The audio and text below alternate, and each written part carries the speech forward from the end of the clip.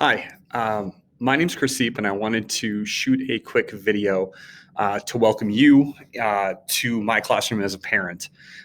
For a number of you, this is kind of a reintroduction. You've seen me before. For those of you who are taking psychology, probably.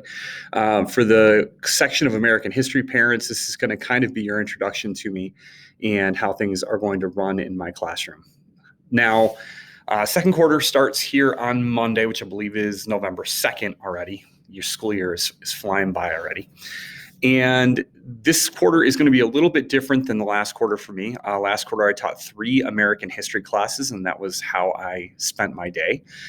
This quarter, I'll actually be teaching 2 Psychology 1 sections to primarily juniors and seniors, and then I'll have American history with mostly freshmen. Now, with 1 quarter under my belt, I can honestly say things went really pretty well in my American history classes last quarter semester. I call it a quartermester. And I'm hoping to have a repeat of that success this quarter upcoming. Obviously, things are different than they have been in past years. Classes are shorter and they're every day and they're online, and I don't get to interact with your kids in my classroom like I usually would. Some quick things about me, though. For those of you who don't know me, my name is Chris Seep. I've taught at Marshall High School for 24 years, 23 years in the classroom that I'm sitting in right now. And I should be a familiar face to a lot of you guys. Not only do I live in town, I have a daughter who's a freshman named Phoebe and a son who's a junior named Cade. I've coached a lot of sports in the district and just in the community. So some of your kids may have played for me over the years. And I think just generally I'm a familiar face because I'm around town a lot. Because I'm a familiar face, please feel free to reach out to me with any questions that you might have about not just my classes, but things in general as we start to reach, especially the mid-year point. There's a lot of things that come up as far as semester grades, scholarships for seniors, letters of recommendation, just looking forward to how school will look even second semester versus how it looks now. And I would love to be your sounding board if you have issues or things that you want to talk about with teachers in the school.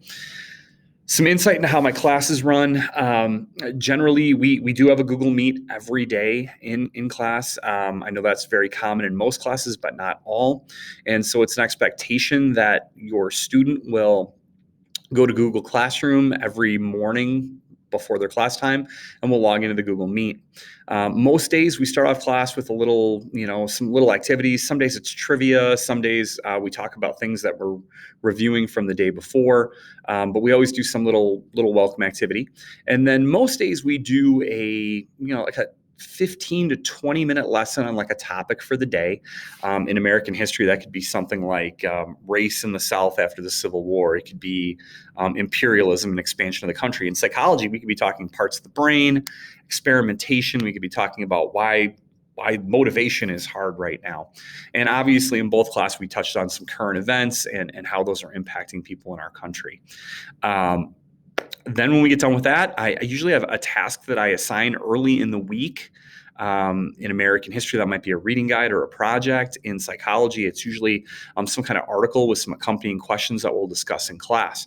And then each day I usually give between 5, 10, 15 minutes to work on that at the end of class.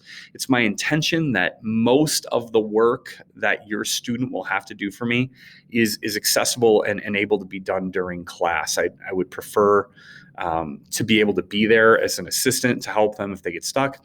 Obviously, if they're working on something after the 9 o'clock to 11:55 time slot, I am always available.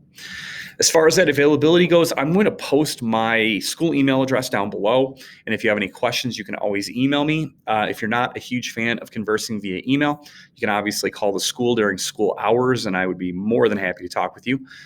Also, if you prefer to chat after hours because your work schedule is different, if you reach out via email, I would make arrangements to either give you a call or set it up so you can give me a call on my cell phone. I'm here for you. I work for you. I work for your kids. And I want them to have the best possible experience. So please reach out with any questions or any comments. I want the kids to be successful more than anything. And we're going to help them get there. Again, if you have any questions, please reach out. was nice to get to talk to you a little bit. Have a nice day.